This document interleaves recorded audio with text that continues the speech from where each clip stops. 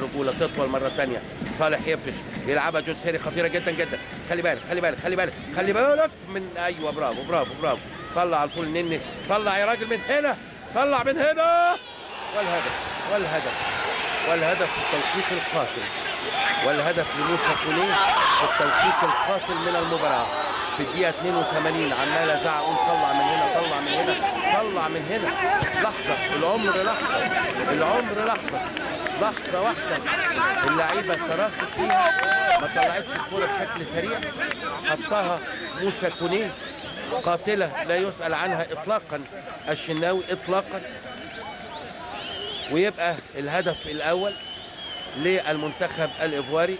بص الان جوانيني مدير الفني منتهى الهدوء.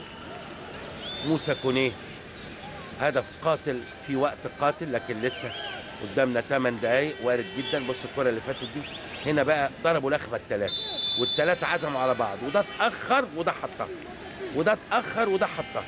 لكن اتعملت من اللاعب البديل ديول. حطت عرضيه النني حاول يروح عملها بكعبه. بص خلي بالك نمره 11 لاسينا حطها بكعبه اول مره سبحانك يا رب.